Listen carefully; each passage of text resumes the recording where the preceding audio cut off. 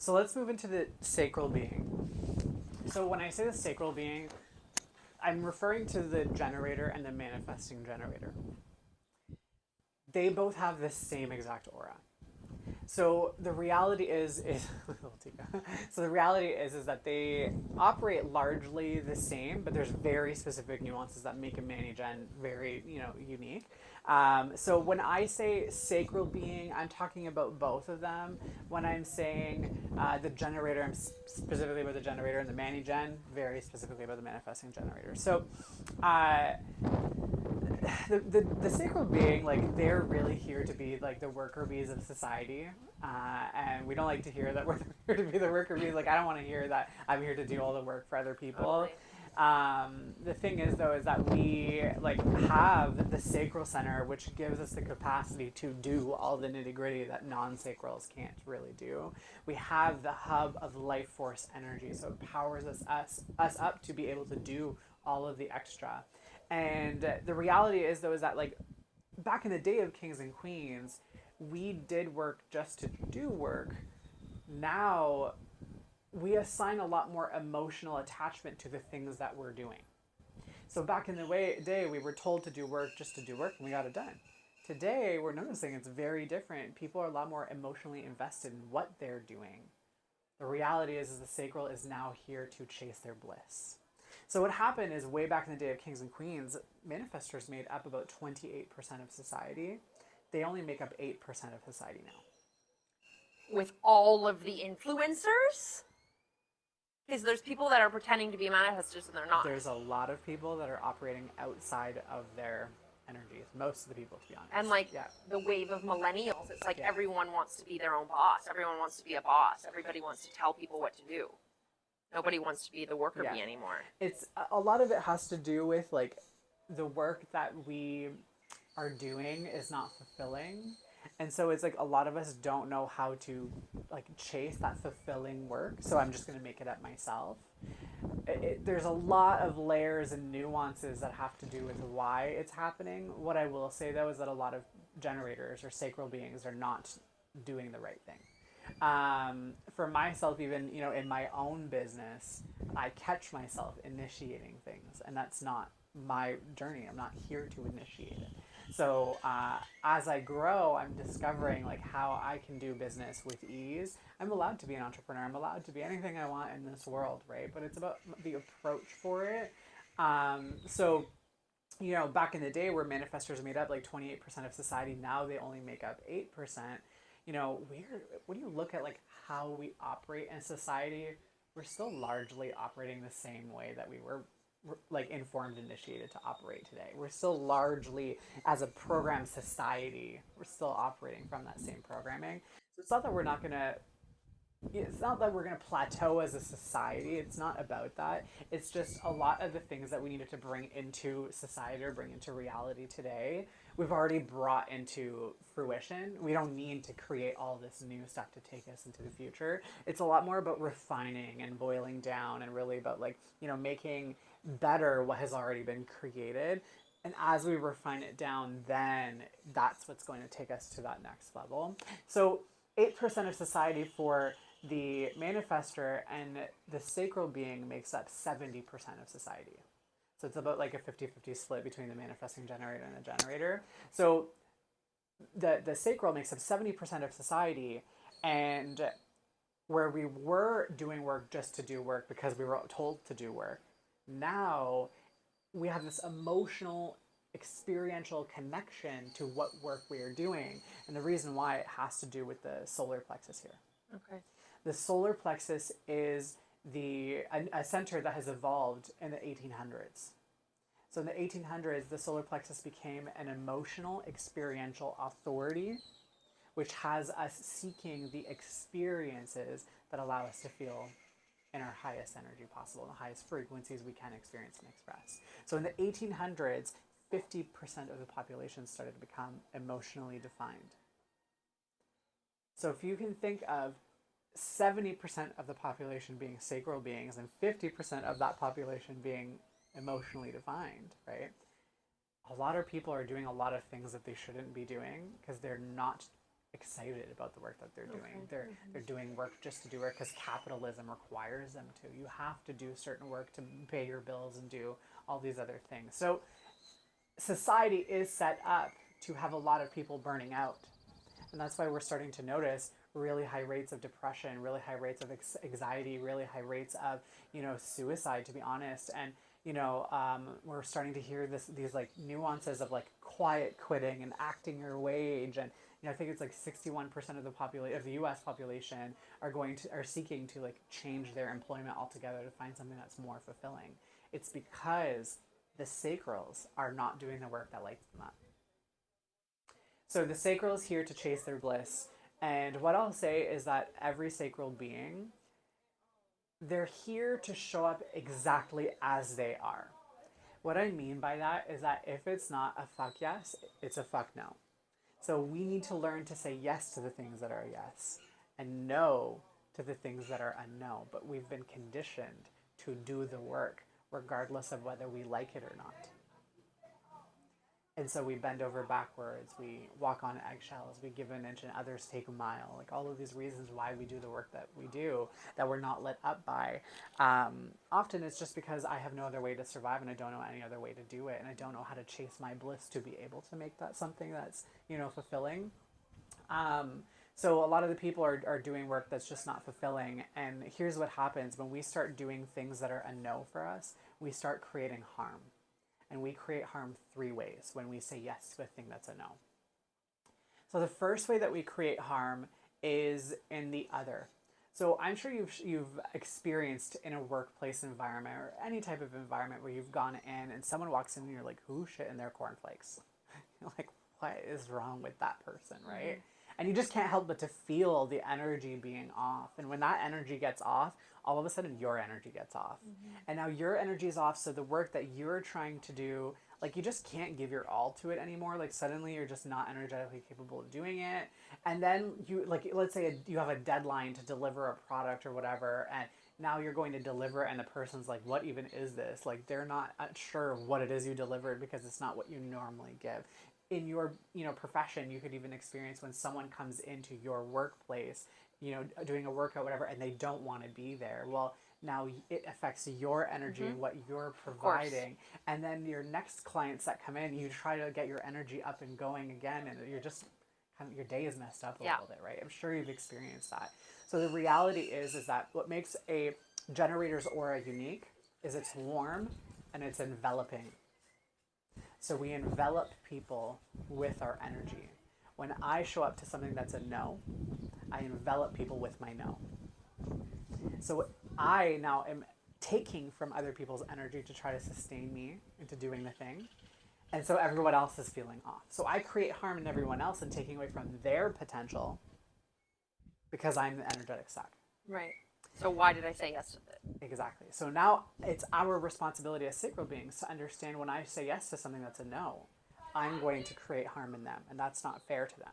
The second way that we create harm in the self. I shared earlier that you're fully souped up Tesla. Let's just say you're a Range Rover, right? For a moment, a little bit of a switch. We understand that the Range Rover needs gasoline for it to be able to go and do whatever it's supposed to do. It needs fuel. We've all experienced that little yellow light that turns on that's like, woo, better get to the gas station, because if I don't, we know what damage is going to be creating to this luxury vehicle, right? Think of your sacral center as a generator motor. It is a motor center. It's a generator. And when I say yes to something that's a fuck yes for me, it has the chance to start the motor up, to give me the energy to do the work that I'm here to do, empowered. When I say yes to something that's a no, the motor never gets a chance to start. So now I'm operating on fumes. So when I say yes to a thing that's a no, I am operating on fumes. And what ends up happening is I take from my own bone marrow to sustain me to do the thing that I don't want to do. Mm-hmm. So we are experiencing a massive amount of dis-ease in this world. Most of the population, at least 70% of the population, are experiencing dis-ease at a rate that society has never experienced. Mm-hmm. It's because since the 1800s, we are doing work, since the Industrial Revolution and all that stuff, we are doing work that we don't want to do, but we have to do it anyways. And now we're pulling from our essence to try and sustain us. And then by the time we hit 60, by the time we hit 50, 60, 70, whatever, we're like hunched over, our backs are messed up. We have all these like diseases, arthritis, things that we've just never experienced in our society. It doesn't make sense why all of a sudden now we're doing it. It's because we're not chasing our bliss. It's because we're saying yes to things that are no. It's our responsibility to learn to say no to that. The third way that we create harm by taking away opportunity from somebody else. So let me share an example. What I'll say is, like, with our group of friends, with everybody that I know, we've created incredible boundaries of learning to say no when it's something that's just energetically not suitable for us. So there was a time where our group of friends were going to a cenote, and we were all going to go, and I was a fuck yes about it, like the whole way leading up to it. The morning I woke up, I ended up in what's called a mutation. So I have the channel of mutation, which means that sometimes I wake up, my energy is turned off, and I'm updating. Basically, my system's going through that ring of death that the computer has when it's updating. That's what happens to my body, and I'm literally flatlined in bed, and I can't do anything about it. I've learned to honor that because I used to try to fight against it, and it would just make me sick down the road. So I've learned to just honor when my body is just turned off. I'm going to say no, right? So I shared with the friends saying, hey, I'm not going to be able to make it. I will absolutely pay for my ticket because I was supposed to go, but it's just a no for me right now. What I love about the community that I've been able to build around me is that when I say no, it's not taken as it's like me not wanting to be with other people, or that it's something about them, or there's no drama that's attached to it. It's just I don't have the energy for it. So it's beautiful because when I said no, all of the friends reached out individually being like, thank you for honoring your no. Absolutely. And I think that's so healthy because a lot of people don't get to experience community that says it's okay that you are choosing you right now. Yeah. And the reason why it's so good is not only am I not going to take away from other people's experiences, because if I would have showed up as a fuck no, it would have ruined everybody else's day. Yeah.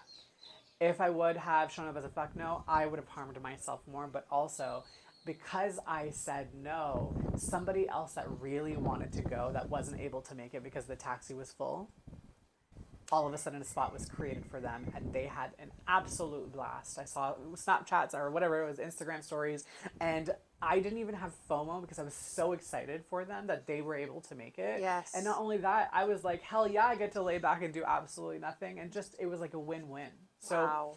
I think it's so important for the sacral to understand that they're here to show up exactly as they are, create the boundary around their yes or their no. Because if they are showing up because of their lack of boundaries, it's going to harm more than the self. Sometimes we think we're self-sacrificing to do it, and we don't realize how we're taking away from other people's experiences. If we're in business and we're saying yes to an opportunity that isn't for us, I'm taking away their opportunity for getting somebody that was a damn yes and would have given magic to the offer that would needed to be created. Totally. So important. So I want you to think of a generator or a sacral a generator specifically as a freight train. Okay, the generator is a freight train. And the thing about the generator is that when they say they're going to do something, as far as they're concerned, that's what they're going to do for the rest of forever. So a sacral being is here, or generator is here to be on their track. And when they say, I'm going towards that destination, they don't have this magical lever that allows them to switch lanes at will. Okay. They're on the track, and that's the track that they're going to be on. So what ends up happening is by the time, they're making it down the track, if they decide to change their mind that this is no longer the track that's meant for them, here's what ends up happening is they have to come to a full screeching halt. And when they come to a full screeching halt to get on the next track, because they don't have a lever that allows them to just switch the lanes, they need a crane and a crew of people to pick them up and move them to the next track to then get them started and going again. Like, it's a process. The sacral being has to mourn the track that they were on. They're going to go through all of the stages of grief of what they thought their life was going to be.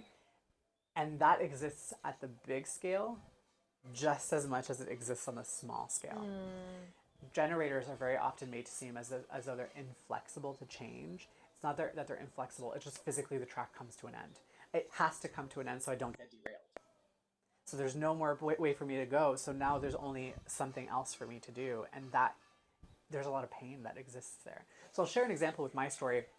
When I worked at Walmart, I was an assistant store manager at Walmart. I worked there for 12 years. As far as I was concerned, that was what I was going to do for the rest of my life. I thought I was literally going to be the CEO of Walmart Canada. So much so the CEO of Walmart Canada knew I was coming for his role because I said, enjoy your position while it lasts because I'm coming for you. It was a joke, but it wasn't. You know? And so, like, they all, like, that's just what I thought. Everyone in Walmart thought that that's what I was going to do for the rest of my life, too. And at some point, I realized that it was not going to be healthy for me anymore. My brother had his 4th heart attack at 36 years of age. And I realized that I was on that trajectory too. Because here I am working 14 to 16 hours a day, eating chips and energy drinks just to get me from shift to shift.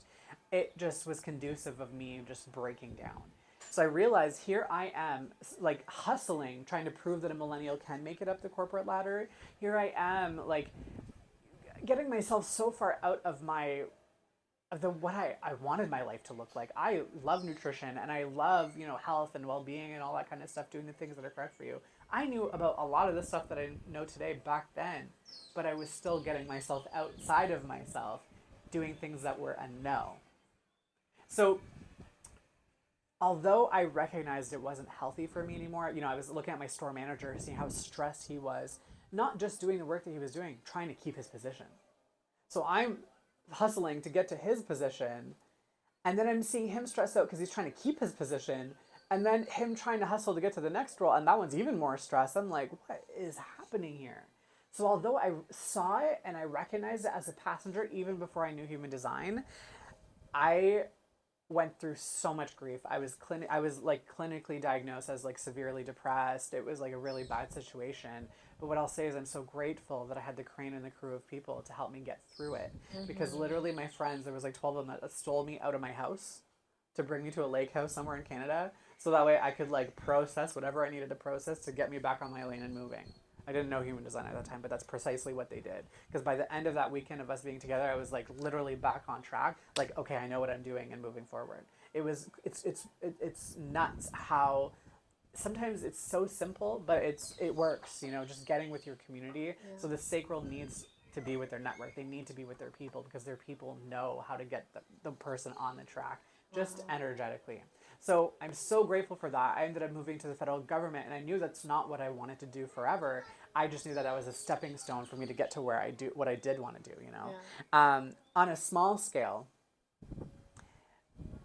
we ended up deciding to we were going to this event for like personal development, and we were getting a chalet up in Quebec, and we were going to, like, me and my friend, we decided we're going to do home style family meal for all our friends. There was like 15 people at that point, and we just didn't want to do Uber Eats and all that stuff. So me and my friend, we meticulously planned the meals, what we were going to do, when we were going to cook it. Everything was mapped out. What I'm going to say is the thing that a generator hates the most in this lifetime. Generator hates to waste their time. We hate wasting our time. So we map our entire lives around the things that we say we're going to do so we can waste the least amount of time possible. I wake up the next morning to my friend and her mom already starting to cook. And I'm walking in like, what is going on right now? Because we already mapped out when we were going to do it. And I had made other plans around the thing that we said we were going to do. And now here they are already doing it. And I'm just like, what is happening? Now I'm going to have to cancel everything else that I said that I was going to do with other generators that mapped their lives around the things that we said we were going to do. So it really created this domino effect. You literally disrupted all of our lives. Yeah. And I'm frustrated in this state of frustration because I'm like, what is actually happening on this day, So they were like, well, it's because, if we want to go skiing, like we're probably going to get home a little bit later. And if we get home later, we're not going to want to, cook later and like do that stuff. And people are not going to want to wait longer to eat and all that stuff. That was the right answer. Absolutely, that makes sense. Here's the thing, though, is I showed up to the plan being changed. There was nothing for me to respond to. So the generator, in order for them to access their inner authority, Their strategy is to wait and then respond. There was nothing for me to respond to. I showed up when the plan was changed, and now all of a sudden, I have to change my track to keep myself moving, which it's not fair to me, and it's not fair to everybody else that has to change their track too. So they're like, it's okay, you can keep doing the thing that you were doing, we're fine doing this. And it's like, no, this is the thing I wanted to do. So of course I'm going to cancel all my other plans. Now here's the thing. I am now chopping these carrots like I'm going to murder someone. You know, chopping these motherfucking carrots because I'm just like frustrated that the plan had changed. So it's not that I'm inflexible. Here's the reality. Is at some point I recognized, oh, I'm out of myself right now. So how a generator or a sacral being knows that they're on track, what we experience is satisfaction. Tico, no. We experience satisfaction. And satisfaction is like an expansion. We feel deep in our bodies this like expansive flow. It's like eating that first bite of chocolate cake. Tico. What is he doing? He just wants up. No. Go. You can go. No, it's a no. There we go. He'll go off. Or he'll go around. No, Tico. We'll have to edit this out. Oh no, it's staying in. It's staying in. You're going to be a part of this. So what we experience when we're in our like highest signature, you know, self, when we're in the frequency where we know I'm on track, we experience satisfaction, which is like eating that first bite of chocolate cake. You can't help but to feel that expansive energy. It tingles through your whole body. We feel it in every cell of our being. It's very sexual in nature because of how it feels in the body. That is an expansion. That's how we know we're on track. Now, when we're off track, what we experience is frustration. And frustration is like wringing out a towel. Literally, I feel like my whole body is being wrung out. That is frustration. It's different than anger. It's literally my whole body. I can't help. I literally feel my insides like feeling like they're being wrung out. And in that energy, a lot of people kind of like experience fear around it because I'm sure you've heard the saying like you can cut the tension with a knife. That is a generator's fault. That is a sacral being's fault. Is because we envelop people with our frustration. So when I'm angry, it's like radiating off my being. Same as manifestor though, but with no, anger. it's different. Okay. So the sacral, the frustration that we a manifestor will look at a generator's frustration and be like, oh, that's cute. Because the anger, it's like, that one is like a Hiroshima bomb is blowing up. For you, with your emotional center, it adds a layer to that frustration. There's like an emotional layer to it. And depending how it's expressed, I believe yours is, it's almost like a balloon that pops. And when the balloon pops, the shrapnel kind of like explodes in this way.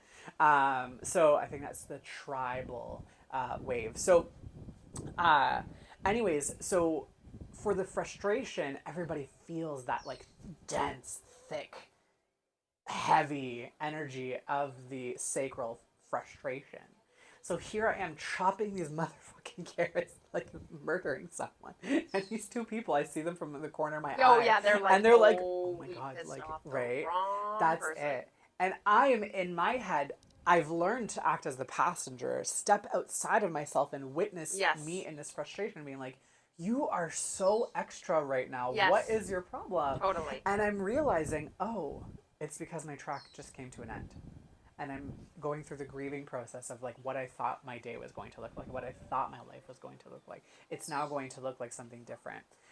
The answer is that yes, like this makes sense why we're doing this. So I don't need to be as crazy as I'm being right now. I can calm it down. So I allowed myself to breathe through it, and I apologized. I was like, hey, like, I'm so sorry for like how my energy showed up in this way. I can't control it. The reality is that when the sacral is frustrated, there's no stopping it because it's every cell of your body is contracting. I can't stop that contraction. And because my aura is enveloping, everybody is going to feel that contracting with me. So it's not that we need to stop ourselves, because I can't stop it physically. My body is doing it by itself. But when I come to that realization of I'm frustrated, it's, oh, why am I frustrated? And in this circumstance, I'm frustrated because there was no communication. There was no informing that the plan was going to change.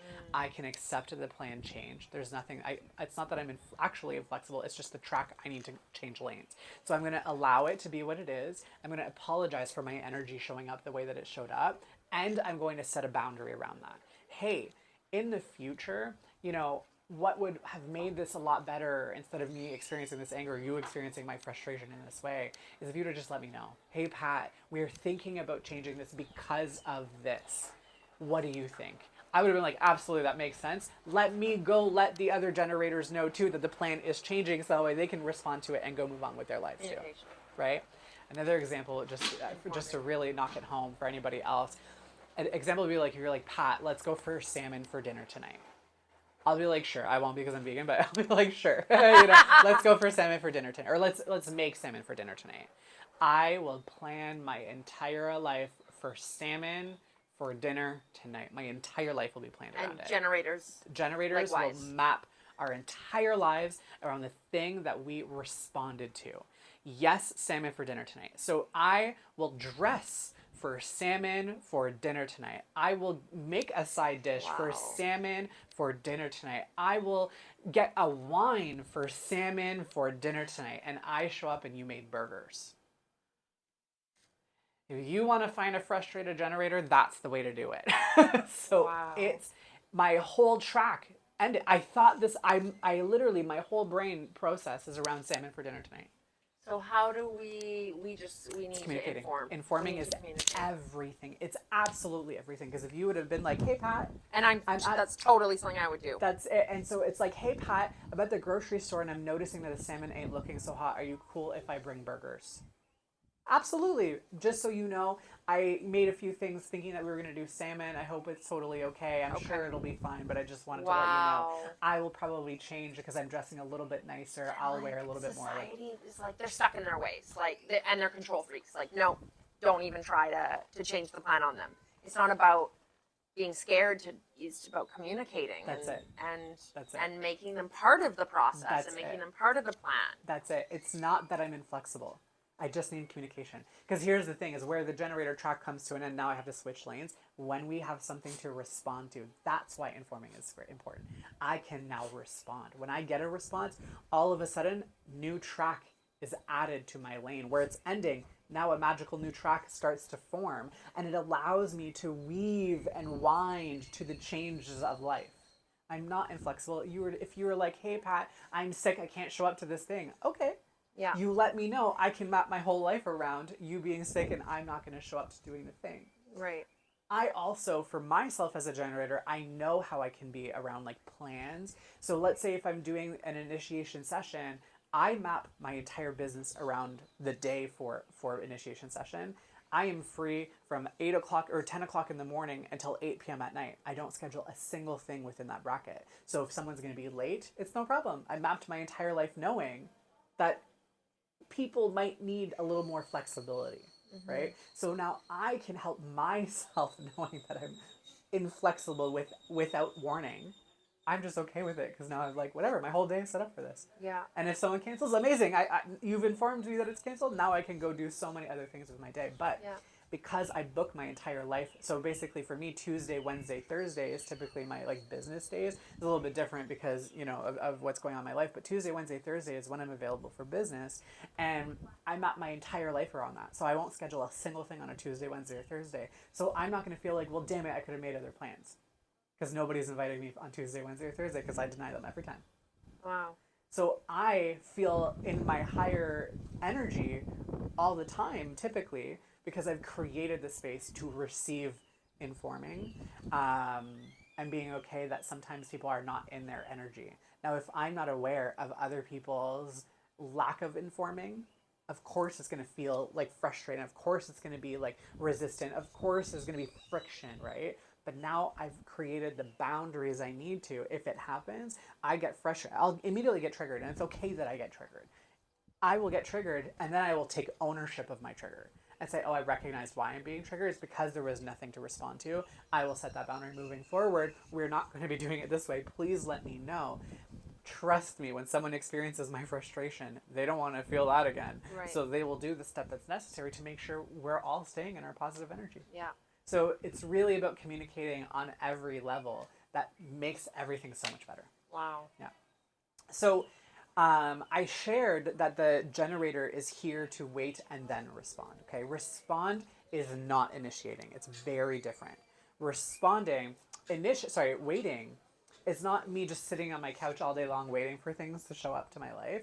It's either an active or a passive way of showing up in this life.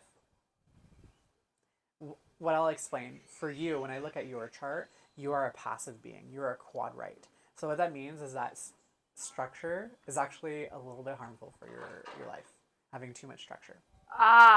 That's why I don't like people who are control freaks. That's it. I just don't vibe well with them. It's very, very, very toxic to your physicality, being trapped in like routine. Yeah. There are quad right practitioners that are out there where it's these arrows, which we call variables. There's people who are like practitioners that are like specialized in the quad right stuff. I'm not a specialist, but what I will say is what I understand from it. You need the least amount of structure possible. You need to really just go with the flow with life. Oh my God. Thank you. Because society makes me feel like I'm doing it wrong. That's exactly it. This is exactly it. And in human design, we get to learn that we're so unique. You're not here to be Cinderella's ugly stepsister and chop off your toes to fit in their shoes. Keep your toes and fit in your own shoes. Okay. That's really how this life is supposed to be. Oh, goosebumps. Oh my God. Yeah. So you are here to go with the flow. Now, here's what I'll say. Waiting and responding for you as a sacral being, right? Waiting for you is learning to go with the flow. And when you go with the flow, then the universe will attract you the things to respond to. And I've noticed that. The most abundant. Yeah. So for me, I'm a routine being. I'm going to share an example or a few examples of what waiting and responding has looked like in my life so you can see tangibly how you can allow it to show up in your life too. It's just easier to understand the concept of it because I can just say wait and respond and you're like, right. I can't wait. Yeah. I've got a manifestor in me. I gotta go. I gotta Manny Jen can't do that. Manny Jen can't do that. So no waiting there. So waiting for you is, so for me, waiting has been building a routine. I need a routine for me to thrive in this life. If I don't have a routine, I literally feel like my life is falling apart. Like genuinely, like I feel like the world is ending. And that's the majority of society. No. It's not. It's not. It's people don't understand that they are meant for flow, that they try to force themselves to get into routine. Well, flow has a bad name. I agree. I fully agree with that. So I'll share first about the routine and then I'll go into the flow so you can kind of see what the nuanced difference is. So for me, I literally, if I could wake up at 4 o'clock every single morning to do my routine, I absolutely would do that. My best routine that I had in my life is I would wake up at 4 o'clock in the morning and I would go to the gym from 4 until 6. 7 o'clock I'd be at work until 3. I'd go back to the gym from 3:30 until whenever. When I was done with that, I would go to the cafe to do even more work. I was living my best life. I was the most abundant that I had the most money coming in that routine that I've ever had in my entire life. I was so regimented. I was so routine because I'm here for a routine. So here's what happened. I'm in my routine and I'm learning to respond. Responding is different than initiating because initiating is I'm just going to go do it. Responding is more I've responded, yes, I want to do something, or no, I don't want to do something, and then I add it into my routine.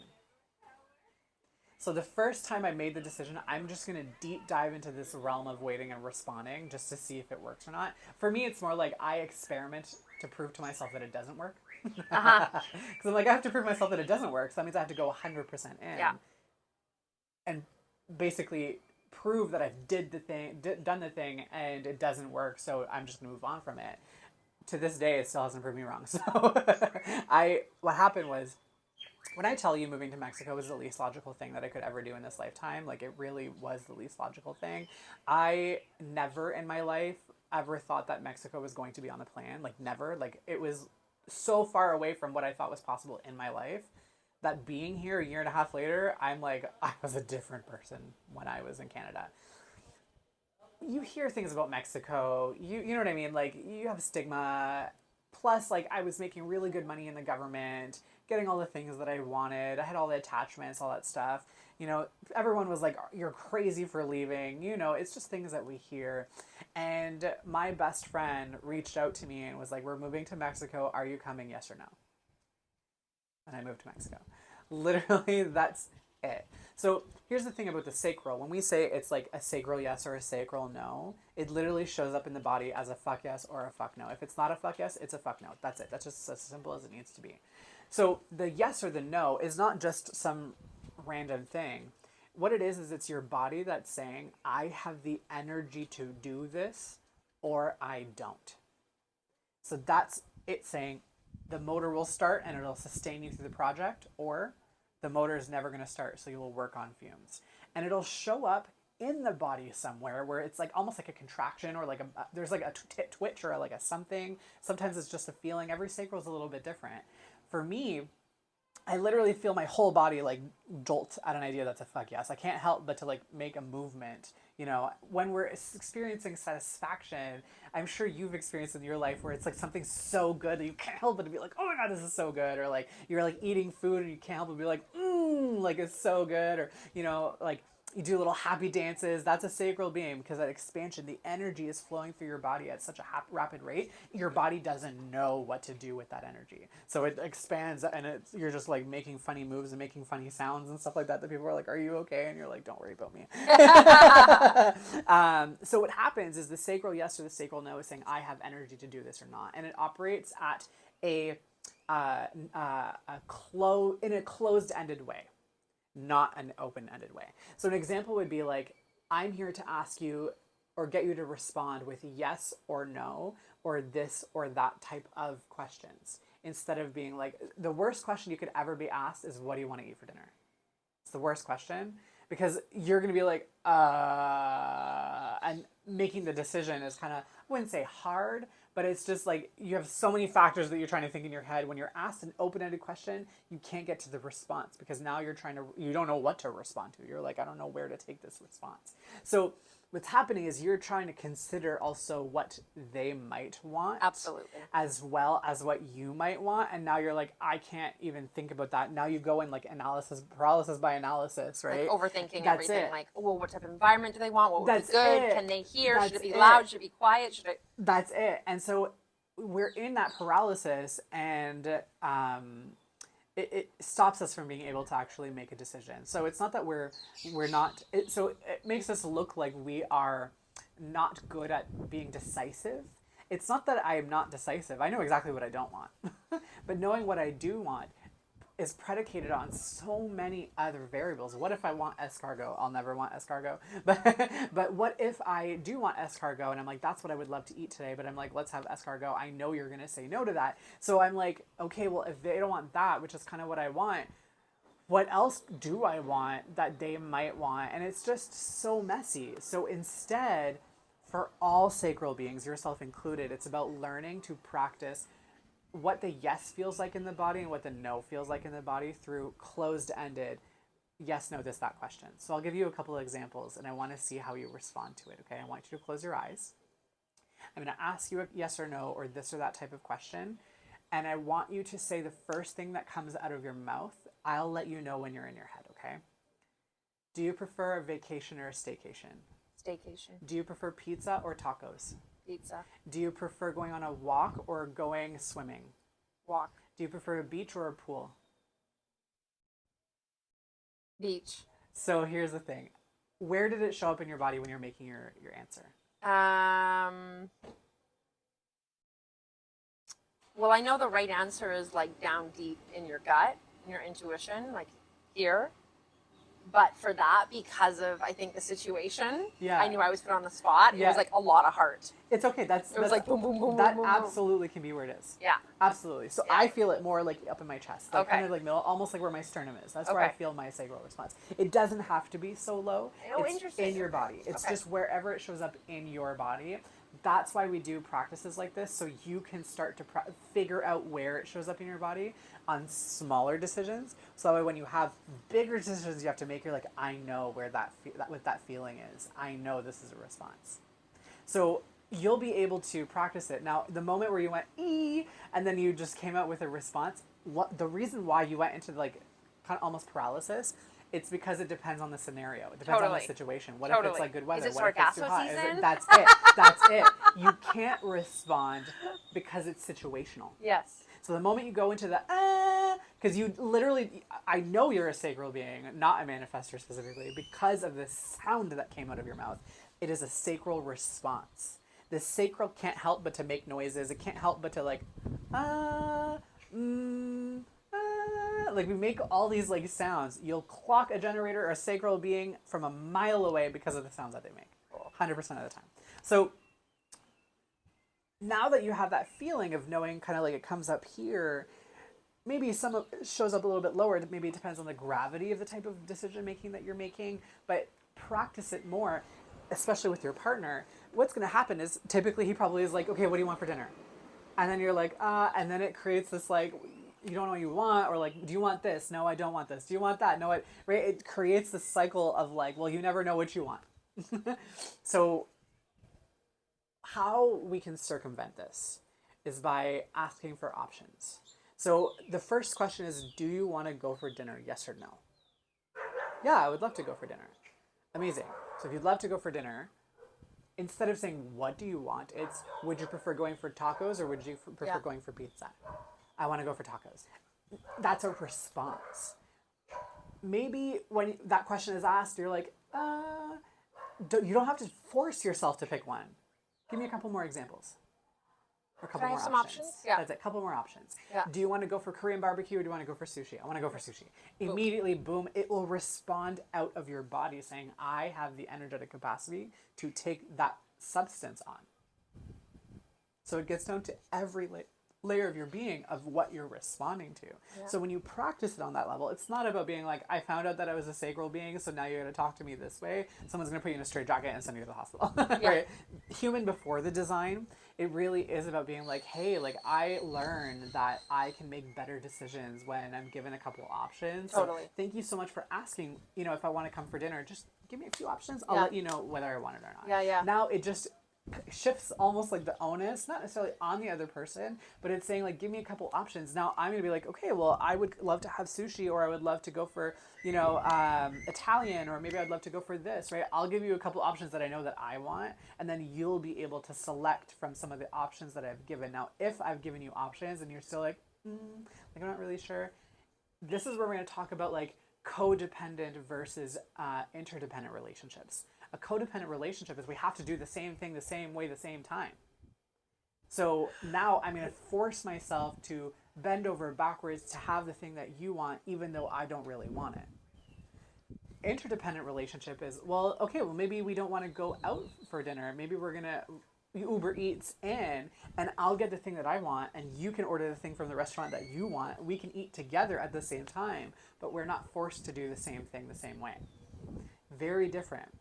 Another example would be like if you want to watch a Netflix movie or something like that. Sometimes people can't choose or pick, like, what do you want to watch? Like, I don't know what I want to watch. Here, you pick something. I hate when someone does that to me because I'm like, I still am having to respond to what you might like or not. And if you don't like it, I'm literally going to feel like, ass. So what I love to do to circumvent that is when I'm on my Netflix, I've created a list of things that I do want to watch. And I'll say, here, pick from this list something that you would love to watch. Yes. So that way, that person knows I've already given you an option of what I do want, and you can choose what's best for you without having to worry, will they like it or not? Yeah. It really is about that communication. It really is about, like, how can we work better together and collaborate instead of working against each other? So that resolves a lot of issues in relationships. So that generator manifestor relationship, the manifestor said the opposite, where he was like, I found that like I was always asking my partner what they want and they were never able to help me, guide them on what they want. Instead, I give a couple options now, and without fail, they're able to kind of give that answer. So we're not spending as much, wasting time and energy on this decision-making process. And instead, we move through it quicker and we're both happier for it. So that's a very big thing. So waiting and responding, right? For me, in this regard, when my best friend reaches out, is like, hey, we're moving to Mexico. Are you coming? Yes or no? It was a yes or no answer. It was a this or that. And my body was like, that's it, fuck yes. I had no idea about anything. I didn't know where I was going to live. I didn't know what I was going to do for work. I knew nothing. I didn't know what I was going to quit. There was no answer. I just knew that I was going to Mexico, and that was it. I responded to it. It's not initiating. I'm not going to go plan. I'm not going to go and find the place and make it happen. I went back into my routine. I go back into waiting. I went back into waiting by doing my job. I didn't know where I was going to live. I didn't know what I was going to do for money. I didn't know I was going to quit. And then all of a sudden, my boss, it wasn't even my boss, it was like a senior director and someone above. It was like, we love what you're doing for work. We would love for you to apply to be the secretary of the head of the department. That's a test. The universe, It's exactly. testing you. And you want to go to Mexico? Here you go. It's saying you want to follow the flow that is meant for you. I'm going to test to see if you're really ready to do Yeah. that. Are you in your ego or That's you? it. Yeah. Exactly. It offered me. When I say, like, I'm as Capricorn can get. I have 7 Capricorn placements in the 10th house, and all that means is that a bitch loves to climb a ladder. You give me any ladder to climb, a social ladder, a like business, it doesn't matter. I'm going to get to the top of it. That's all that matters. I was going to be the CEO of Walmart Canada. I had no credentials to get there. I was going to make it happen. Yeah. So I was given an opportunity to like work with the head of a department as their secretary, build a connection, build a network, do all the things. My head is like, yes, that's the right, yes, do it. My sacral said no. Here's the thing is sometimes when you start following your sacral responses, the passenger is like, this is a weird turn to the movie, and doesn't understand why the body is saying no when the head is like, yeah, we like that part of the movie, right? It's because we don't know the path that it's going to lead us towards. We don't know the destination we're supposed to head towards. We don't understand that there's a roadblock on that way. I would have said yes to it and it would have completely blown up. My body said no, and now I'm in this meeting like, this is weird. And I'm saying to them, thank you so much for this absolute incredible opportunity. I'm actually going to have to tender my resignation. I am so grateful that I waited and responded for the right moment to hand in my resignation. It was my notice, but I was to hand in that notice. First off, when I said that, they were both like stunned, didn't know how to react to it because nothing like that has ever happened with them. And they were like, is everything okay? They were trying to like make sure that I'm good. And I was like, I'm just going on a different track and a different journey. And this was like the moment where I was like confirming, like affirmed that this is the right time for me to do it. And because I waited and responded to leave, so I worked in pay, and the government pay system was absolute garbage. I was working on pay issues in 2021 from 2016. People that were underpaid hundreds of thousands of dollars and people that were overpaid hundreds of thousands of dollars that I had to claw back. So there was just a lot of mess that was going on in the pay system, and I knew that the most problems that happened were when people quit.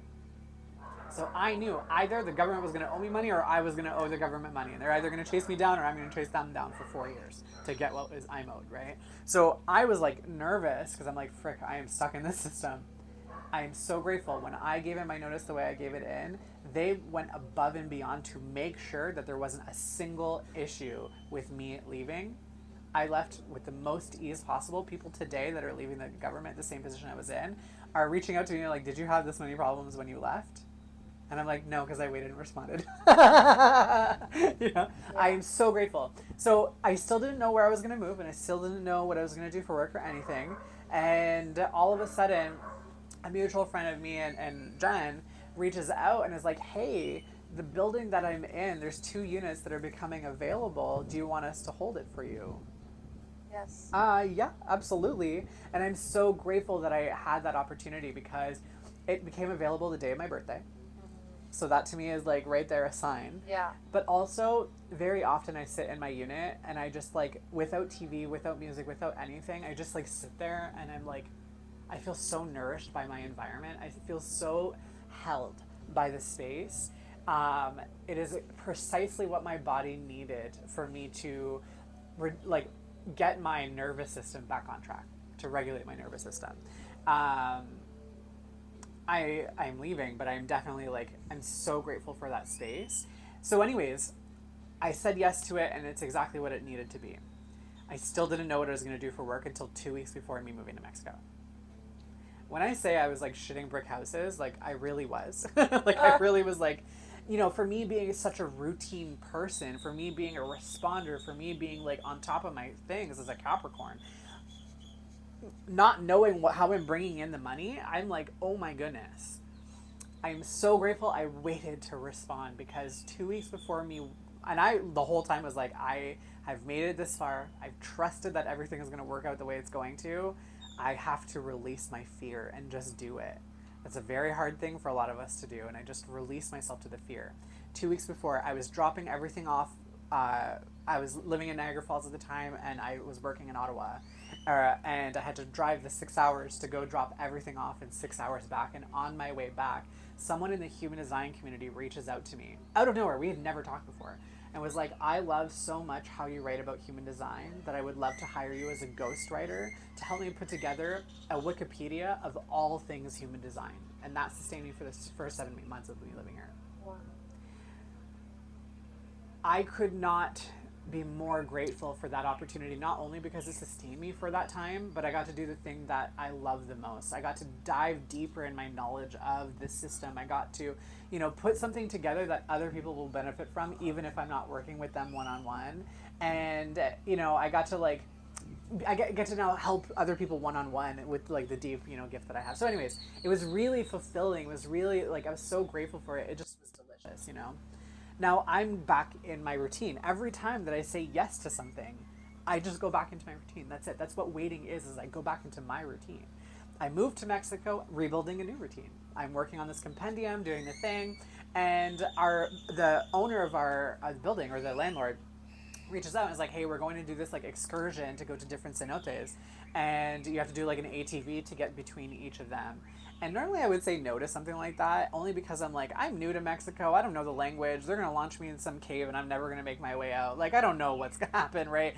Normally I would say no to something like this, but my body was like, absolutely, you have to go. And I was like, okay. And here's the thing is even where I would normally say no to something, my body is saying frick yes to.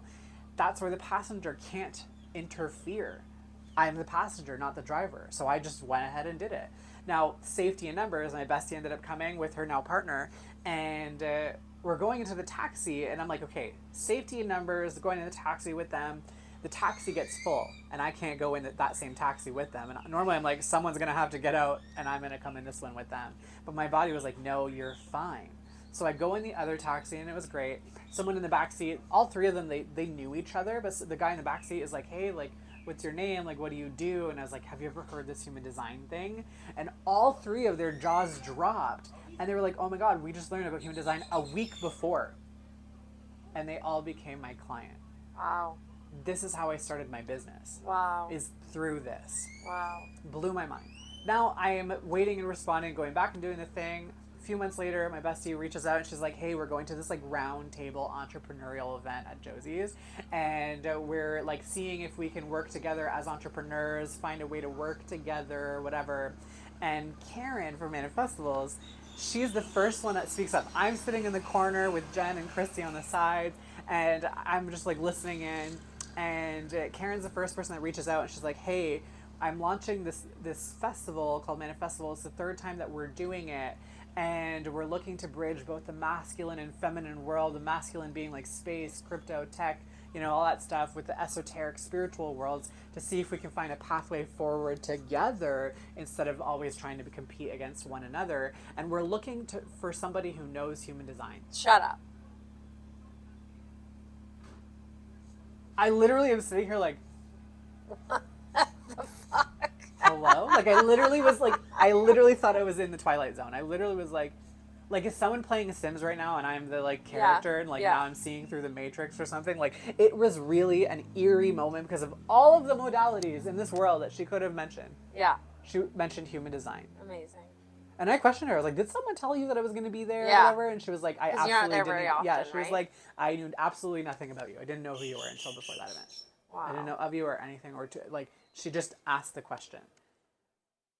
And literally I'm sitting there, and then now Jen and Chris are looking at me like, hello, Hello? like get your like Respond. shit together, right? That's it. Yeah. I was like, it's me, like I'm the one that does that, right? And I'm so grateful because that changed the entire course of the rest of my business, because I got to speak at festivals and I got to like share this thing, and I am so grateful because of that opportunity. I was able to work with more people like yourself, and people that I never would have been connected with before, and connected with other people. There was that space community organizer, right? And she comes out to me, the space community organizer, she bridges different space companies that want to have communities on different planets, and she's like, we need human design in space.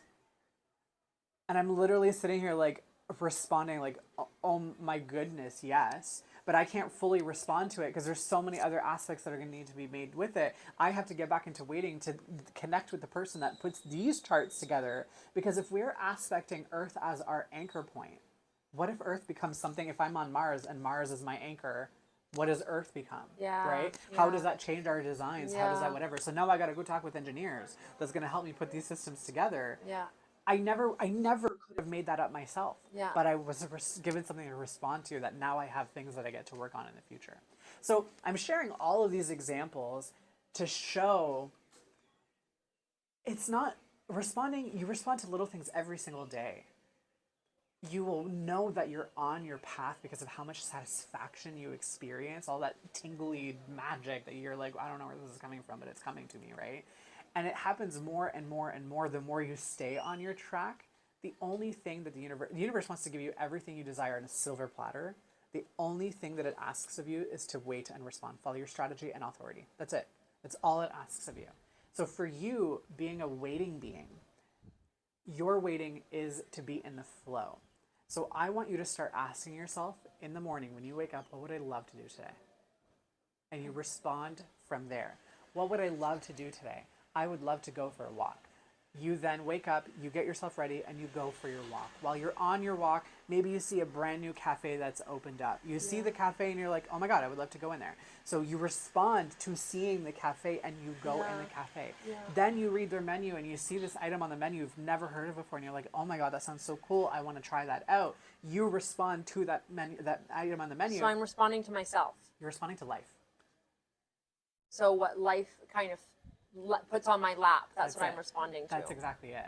So I build my routine, and my routine is something that I do every single day, and I'm going to do that thing over and over until the cows come home. But I don't. For you, it's not about that. You need to try to remove all routine if you possibly can and go with the flow. Here's what's going to happen is, let's say in this example, you go to the cafe and you order this choice drink. You end up going to sit in the corner because you're like, I just want to enjoy the space and the energy of the environment, right? And when you're sitting there, you notice this ad, let's say for a zoo. You're like, I haven't been to a zoo in however long. I would love to go to the zoo, and it's saying that it's free for today and tomorrow. You're like, you know what? I have time. I'm just going to go to the zoo today. You and if your friends go to the zoo, and then you end up being connected to your next business partner while you're there. I've definitely witnessed this happening before. Yeah, in my life. It's just there's like this conditioning there's this conditioning of like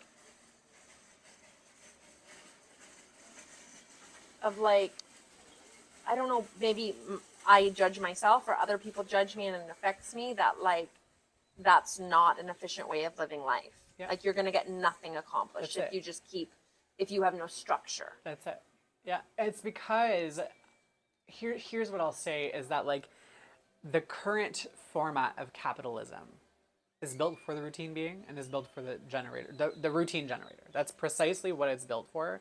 It's because it's how can you get the most amount of output in a very specific amount of time. So it's like, I need you to do the same things every single day. So the system isn't inherently set up for the being of flow.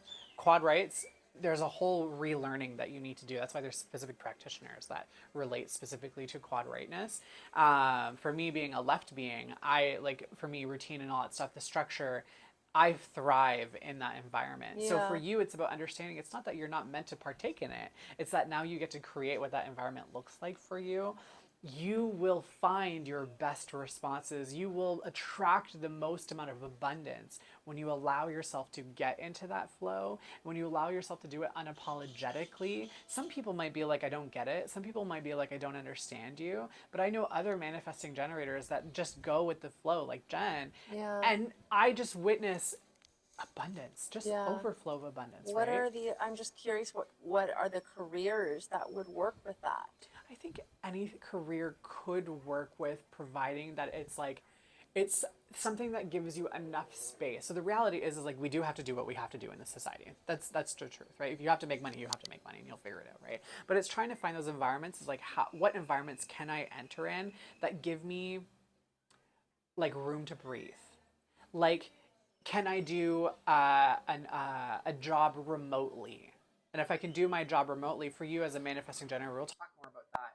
Being a manager, you're like multitasking, so it's like I can work remotely. I'll bring my laptop with me with the thing that I'm doing. I'll work on it while walking on the treadmill. I'll work on it while, going to do this other thing. I'm gonna do my dishes. I'm gonna get some work done, right? Yeah. It's like, can you find the jobs that allow you to kind of like do the multiple things at one time? But for you, it's, can you create the environment? So like if you have your business that you have, it's like, instead of, or actually it's, you're saying like I am free from this time to this time, right? And then the client's booking whenever is best for them. You're like, cool, like I get to respond to whenever they're, available. But if you're like, I have to have my schedule booked from this time to this time and it needs to be plugged in all the way through, you're gonna die. It's literally going to be a prison for you. And that's the least beneficial thing for you and anybody else that's connected to you. So it's about allowing yourself to go with the flow and waking up and being like, what would I love to do today? And you're like, I absolutely don't want to do this today. And being okay that you say, I don't want to do this today. But it's about creating the right boundaries with your clients and saying, hey, something came up and I'm not going to be able to be available today. Let's reschedule this for X day. Right? Yeah. We'll talk about decision making for you. It's going to be different because you have an emotional authority. Okay. We'll also talk about you being a manifesting generator. So it's a little bit different too on how your energy shows up with being able to multitask. I am not a multitasker. The generator is not here to multitask. So building your right flow is going to be uncomfortable and it needs a lot of experimentation. So it's going to take some time to decondition routine. Because when you're in your routine, it's just like, I'm in it, right? Yeah. So now it's like, how can you start building more flow in your day? So instead of being like, okay, well, I'm regimented from 6 a.m. till 12 p.m. or from 12 a.m., you know what I mean? It's like, can I create, okay, until 10 a.m., that's my morning flow. So when I wake up in the morning, I can ask myself, what would I love to do today? And I can create that space and time for yourself, right? To maybe I want to journal, or maybe I want to do a meditation, or maybe I want to do breath work. Maybe I want to go lay on the beach. Maybe I want to go do this, right? Yeah. It's not about regimenting what your morning routine is. It's asking yourself, what do I want to do in my morning? Right? You create yourself that flow capacity, and then knowing, okay, well, I got to do some work. Okay, so from this time to this time is my work, and I'll keep that space open to go with the flow. Either people are going to show up or not, and if they can't show up, it's okay. Like, I'm almost glad that they can't show up, and we'll reschedule it later when it's supposed to be. But also allowing yourself, if your body's saying I can't do this right now, to be able to say no. Yeah. I can't do it right now because I'm not giving my 100% to you. Right? If it's a no, then we create harm in other people. Yeah. Right? So going from moment to moment is your journey. Really, it's about the moment. It's not about the future. Because you're building your routine almost predicated of like, if I build this routine, then it's going to help me achieve X goal. You're not here for that goal because you don't even know what goal you actually want. Wow. Right? Yeah. So it's about, what do I want right now? Is I want right now to be able to do, like fitness as a work. I want to be able to do that because that lights me up. It fuels me, but it doesn't have to look exactly the way that everybody else does it. My prices get to reflect the rest in the work that I do. Right. Right? And the people that are meant for your journey absolutely will show up to support that. And it can be so shocking and surprising, the people that show up. And you're like, I didn't think that you'd support this. I didn't think that you would show up here. Yeah. And the people that can't support it, it's okay. It's just not meant for their journey. And that's fine too. Right? Because some people might be routine being and need routine. So they'll find the routine being that supports them. Yeah. Right? You don't have to be stuck worrying about the routine being that needs you to be in routine. That's not for you. That's you bending over backwards. Okay. And giving more than you have to give. Mm-hmm. Right? I love you. I'll pick him up. Yeah. Oh. He just wants to leave here. What a cute patootie. So, waiting and responding, it really is like...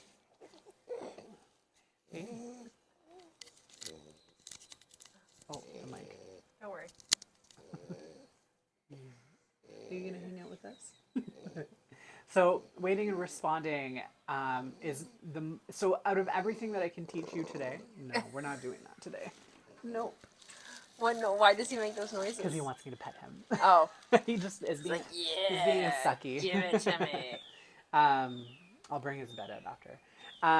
So the most important thing that I can teach you in all of human design, so of all the time that we're going to spend doing this, the only thing that matters is waiting and responding. Okay. There's nothing else that I'm going to teach you today that's going to matter as much as... For me. For you. Okay. Yeah, very Not for everybody. Not for everybody. It's strategy and authority. Okay. It's the only, for the manifestor, it's to inform and then initiate. For us, it's to wait and then respond. It's the only thing that matters. And the reason why is because everything else puts itself into place when we just do that. Okay. So we don't have to obsess over all the other information. If I just follow my strategy and authority, life is just going to work out for me.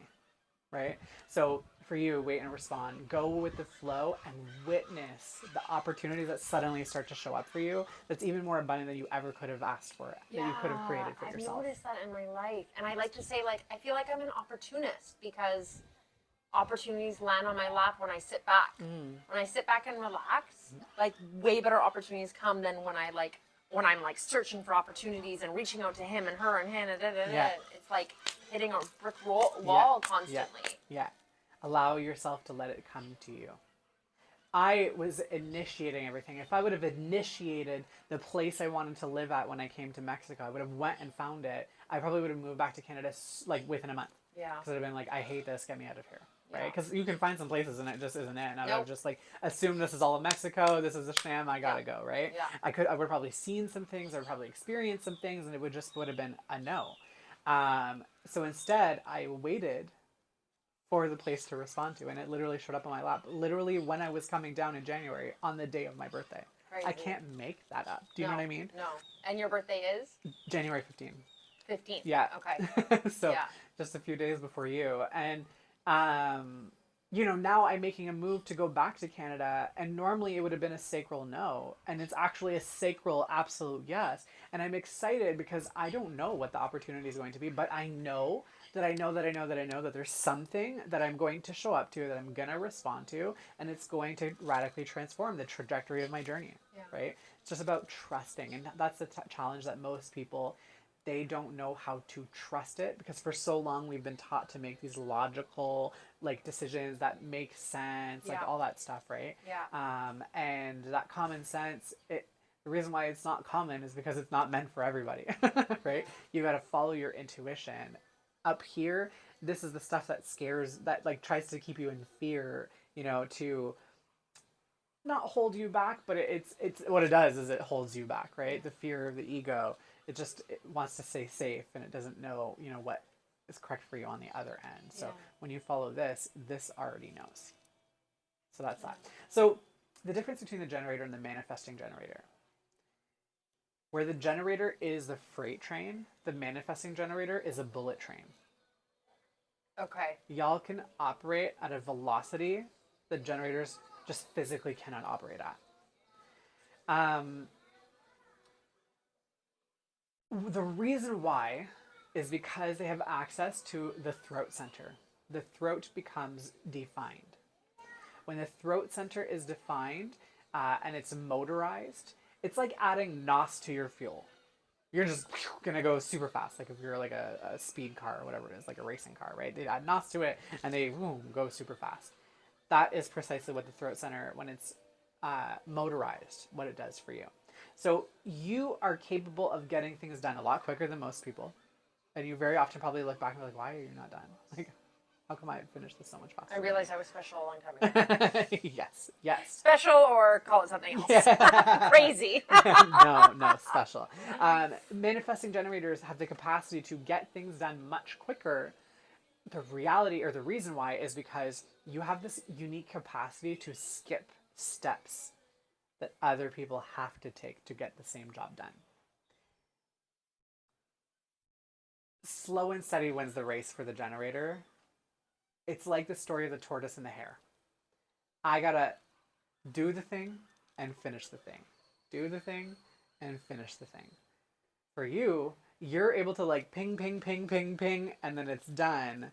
where I'm like, all right, just keep it moving. So And like neither is better or worse. Like there's no morality in like whether it's good or bad type of thing.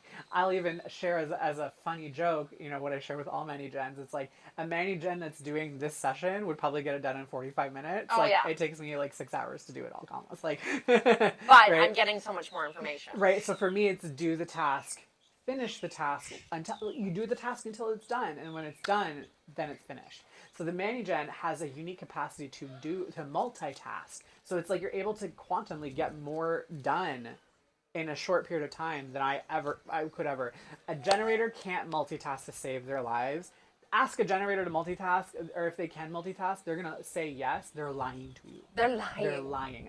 If they're not lying to you, they're lying to themselves. Yeah. Generator cannot multitask to save their lives. Ask them what they did while they were multitasking. Fuck all. They got fuck all done. Nothing got completed. And the reason why is because they spent all their time thinking about multitasking, thinking about what they could get done within a period of time. And it took like 7 hours for them to like plot the course for them. And then by the time they're done thinking about it, all their energy is depleted. And then they go to do it and they're like, well, the day is done. They got nothing completed. So the ManiGen has this unique capacity to do all those little extras.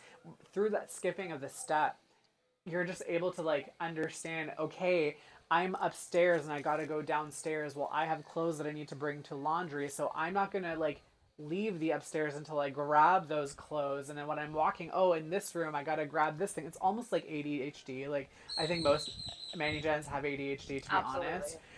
So it's just like, it's not like, new task. It's just like I don't want to come back upstairs. Yeah, I don't want to waste my time. I'm going to be as efficient as possible. That's it. So I'm going to get all the upstairs things done, and I'm going to bring everything that I need to bring downstairs, and we're going to get the downstairs things done, and then we're going to move on, right? Instead of I'm upstairs, go back downstairs, like I got to go all the way back up and then come back down. So what I'll say is the thing that a generator hates the most is wasting their time, but the thing that the ManiGen hates more than anything in this world is doing the same thing over again. Okay. There is nothing they hate more than doing the freaking same thing that should have already been done. Okay. Here's what happens. Where the ManiGen thinks that they're not even thinks, they're going so freaking fast, the speed of light of getting all the things done that they think that they're a manifestor. ManiGens will think that they're manifestors, that they can initiate anything they want. I'm going to get this done because I have the energy to go get it done. They end up skipping too many steps. They don't slow down just enough to catch their strategy and authority that they're like, I'm just going to initiate everything, but they skip too many steps. Now, let's say as a generator, I can build 4 houses. I will get 4 houses built, and a ManiGen can get 10 houses built. Truly. The problem is they skip too many steps. Yeah. They didn't follow their strategy and authority. They look back, the first 7 houses are on fire. Yeah. Yeah. So it's really about, it's not slow and steady wins the race. It's just to slow down just enough to remember that you're here to wait and then respond. Okay. But you're waiting and responding, it happens much quicker than mine. Okay. So mine, it does take me the slow and steady wins the race to complete it. But for you, it's like, okay, well, I've got this started. I'm already responding to this next thing. So now it's like I can kind of get these 2 things done at the same time, and it'll go much quicker than what I could ever do in my entire life. So slow down just enough. Here's what I'll say is that you, with this multitasking, I'll over-exaggerate this. I witness ManiGens multitask, and I'm burnt out watching them. I'll watch, let's say Jen, she'll like, as an over-exaggeration, she'll like do the dishes while somehow getting her nails done, while getting her hair done, while doing a podcast, while, making some food, while whatever, like just doing all these things that don't make sense together and doing them together. That's what I witness ManiGens do. Y'all just do things together that I'm like, I don't know how you made that work. Yeah. Somehow it works for you, but it would not work for me, right? So it's about allowing yourself to do it and not feel like maybe I'm doing too much. Like it's not about that. It's just, was it a sacral yes for me to do this? That's what matters. So where I said like the thing you hate doing the most is wasting your time, as a quick example, I'm sure you remember because this happened with you. I witnessed it. It wasn't you that experienced it. It was Jen that experienced it when we made our crowns. Yeah. So we showed up and Jen had all of the supplies for the crowns that we were making. What we didn't know was that we had to make 5 crowns. What we didn't know, there was only so many supplies and an expectation of how the crown should have been made. So when Jen was making her crowns, she thought that we were all going to make crowns this way, and we had the vine and we decided to make the crown this way. And we loved it. It was a great time. What we didn't know is Jen had so many supplies for 5 crowns to do it one very specific way. Right. Here's where I said informing is important for many gens. That way you don't have to do the same thing over again. Right. She didn't inform us what the expectations were. She just said, we're making crowns. Right. You were making your crown, and I was like, can I help? Like, you know, I remember it was funny. Like, we had a great time. We all had a great time. Even she was like, that's a beautiful crown. Like, it's great, whatever. But she didn't say there was just enough supplies. Right, So to make half crowns. So she was like, I guess I'm going to have to go back to the store to get more supplies to go and get the thing. When she realized that she had to go back to get the supplies all over again, she was actually in bed. She was bedridden for 3 days. Oh. And it was just the realization that something that should have already been completed wasn't complete. Now I have to stop my entire train. So the Many-Gen, when your train gets stopped, it's not that it comes to screeching halt. You end up getting de-frickin' railed because you're going so fast. So where she thought she would have used that extra time for doing all these other things, now she's got to go to the complete opposite end of the city to go get those things, to come back and do the glue and do the thing. It was just too much for her brain. It overloaded her. So that now she was bedridden for 3 full days. And by the end of it, she was like, I don't know what happened to me. And I witnessed it. It was literally moment to moment. I was like, oh my God. Knowing that she's a Many-Gen, I'm like, okay, let's stop this from happening in the future. Yeah. Informing is the most important tool that you can add to your waiting and responding. Some people in the human design community will say that, like, as Many-Gens, like, you are the split between the manifestor and the generator. That it isn't the case. Your aura is warm and enveloping. It's a sacral aura. That's exactly what it is. You can just take attributes from the manifestor that can support you, like the informing. If, as a Many-Gen, you inform, hey, I'm going to go do this and this and this and this before we end up here.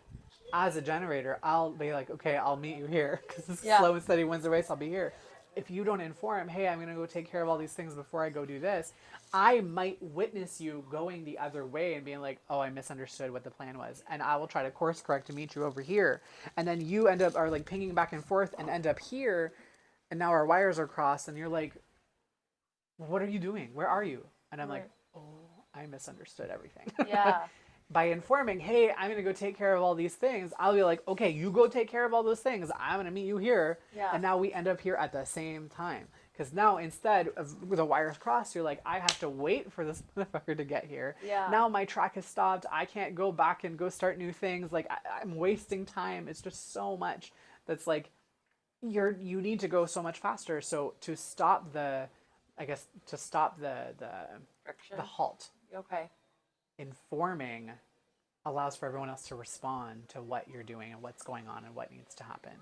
Just keeping people in the loop. Because for Jen, it was common sense. Look at these bands that I got. Yeah. Look at the supplies. And we're people that think outside the box. And it Yeah. was like, wow, look at these crowns. Like, Yeah. look what we can do. I think this is going to be cool. And it was Yeah. like a yes. And even she didn't say no to it. Yeah. But if she would have just informed, hey, I have so many supplies, we'd have been like, Yeah. we would have responded. Yeah, Totally. no problem. Okay, no problem. We'll do it this way. It's great. Totally. It's all about the communication. So now you can witness it even in another person's life, how it kind of like, it's like something that seems like, wait, why can't we just like accept that, you know, the change has happened or whatever. But in this regard, it's like the Many-Gen is doing so many things that sometimes things kind of get left until last minute because they know I have enough energy. It's going to take me to this point. When I get to this point, then I'll ping to this point and then it'll ping me back to that point and then we'll be done. Yeah. With the informing that their track won't come like derailed, I'm now like, okay, cool, no problem. We'll do that. And I move on with my life and I can keep going. Does that make sense? Yeah. How does that show up for you in your life? I think all the things that are coming up in my head are like, I'm just comparing I'm just thinking about all the relationships I have in my past and my current life and like why certain relationships really didn't work and what I could have done better. Like I'm trying to think about past friends and like why did that end so badly or past like business. And I think there's a part of me too that's like, are we just like tiptoeing around everybody? You know, Yes. like the answer is yes. I don't really like that idea. No, yeah, that's precisely what we're doing. That's precisely what's happening. Is that we're afraid. So that's on the next session. It's talking about confrontation and truth. It's a not self theme that we have, that a lot of people have. 50% of the population have it. So we're afraid to confront our truth. And it's not about confrontation. It's about confronting the truth of ourselves, like within ourselves, of like what it is that we need. Yeah. Right. So we have all of our not self themes that show up, and the reason why we take ourselves off our track is because of those not self themes that are conditioned into us. So it's not that we're born with it, we're conditioned into it. So a manifestor, why they take themselves off their track is because their parents from a young age said, no, your body doesn't know what's correct for it. So when they get older, now they're entering this position of I am the subjugated being, right? When in reality, they're supposed to be the one that's on top. I'm working with a manifestor presently. It's so funny because I'm working with him and his wife. His wife is a splenic projector, and he's also a splenic projector, and it's really cool to witness them so differently. She is the manifestor of the relationship, and it shouldn't be like that. There should be two equals. Because he's so passive, because of how he was taught by his family to be generator, now, his life, he's feeling at 41 that he's never accomplished anything. Oh, yeah. And it's because you were conditioned to operate like that with your not self themes. Yeah. With your undefined center. So the reality is, yes, we're tiptoeing around everybody. That's because of the conditioning of our auras. So this whole process is, one, to understand how unique that you are, but two, to show you where you're conditioned so you can unwind that and start saying, no, I'm going to show up authentically as myself. And it's either we can accept it or we can't. And we can't, that's totally okay. We're just not meant for each other's journey. Like, bon voyage. Yeah. And not take it personally. Yeah, it's never, it should not be taken personally. No. Interesting. Yeah. Yeah, the people pleaser in me wants to know, every relationship, I want to know what their sign is. Yeah. So I can operate. I think there's a layer of collaboration that we can have when we know each other's design. Yeah. Do you know what I mean? Knowing that you're Manny-Gen, I understand for you. Here's the thing is that you do have that magical lever that allows you to switch lanes at will. Yeah. So Manny-Gens are a lot more flexible than generators because I don't have that flexible lane switch. But also then offer other people empathy. That's it. That not everybody operates like me. That's it. That's exactly it. And projectors and manifestors and reflectors, they all operate uniquely as well. Yeah. Right? So when we can understand not only how you are designed to operate, but how other people operate, now you're able to have more compassion and be like, okay, well, I'm going to help you by allowing you to be you, or more of you, Yeah. An example would be like Hayden is a projector. So Jen being a Manny-Gen and him being a projector, they have their own unique way of showing up. Yeah. And them honoring each other's energy allows for their relationship to get deeper, to be a lot more abundant than I think any other relationship that either of them have been in before. Yeah. Because they're just honoring each other. Yeah. And I think that's really cool, And you are also deserving to having your energy honored too. So the multitasking capacity that a Manny-Gen has, they kind of pull that from the manifestor, the defined throat, where the manifestor is creating 7 different businesses. What I'll say is the Manny-Gen will have 7 different projects on the go at the same time. That's kind of how that looks. And it's totally fine. It's totally fine that you have 7 different things on the go at the same time. What I'll say is for you, the waiting and responding, where that is really going to come into play, is that at some point, your project is going to come to a natural pause, is what I call it. There's just something, it's just energetically, it's not that there's a full-on resistance or a repelling. It's just at some point, there's nothing more that I can, do. What ends up happening is if you're going at a velocity and you're thinking that you're the manifestor, you're going to initiate. So an example would be let's say you have a renovation that you're doing and you come to a point where you're waiting for supplies to come in, or you're waiting for someone to bring supplies to you. And you've waited a few days and you're like, fuck it, I'm so tired of waiting for this person to bring the thing. I'm just going to go get it myself. That's you initiating. Don't do that. Don't ever do that. Okay. Wait. Okay. The universe is giving you that pause on purpose. Why? What do I do? The reason why is because this extra energy that you have is for you to go work on the other project that you're supposed to be working on. Okay. So here's where the multitasking and pinging from one thing to the next, it becomes a little bit of a juggling game, but in the best, most abundant way possible. You'll notice you have more energy to get more things done because you're working on everything in its divine timing. So you show up to this thing and you have this natural pause that shows up and you're like, I'm fucking tired of waiting on it. You go power through it thinking you're the manifestor and you're initiating through it and you do it and it blows up and you're like, Yeah. didn't that That's work? happened a lot. Right? Yeah. Let it pause. I call it impatience. That's exactly, you become impatient because you're Yeah. like, I have so much energy, I need to expend it, right? Yeah. Change And the control. lane. Yeah. Change the lane. Go towards the next project that you're supposed to be working on because the energy is for you to go spend it on that. So that can get worked on, whatever the next thing you're supposed to do. And then that will start coming to a natural pause and then this one will start picking up again. And then it's like, okay, cool, I'll go work on that. And then that will start coming to a pause or maybe it'll be finished. And then all of a sudden you have inspiration or you respond to, oh, I want to do this too. Now that starts working. And then maybe you have enough energy to work on both of them at the same time. So you'll notice that you start having this natural ability to just like kind of like ping between tasks and projects and whatever. And it never feels disoriented. It'll feel like it just goes with the flow, like it flows. Like you're just like, I'm working on this and then it comes to a pause. Cool. I'm just going to go work on this now. Right. Okay. Instead of trying to push through it because you're like, I just want to go get it done. Yeah, I want it done. Yeah. Don't do that. It will blow up. So instead of wasting the potential of what could be, let it go with the flow and then go start working on the next thing. Okay. That's the best tip I can give for a mini gen. Okay. So, That's good. pretty much it for the sacral being. Okay. How are you feeling with that? Good. Yeah. I'm gonna go pee.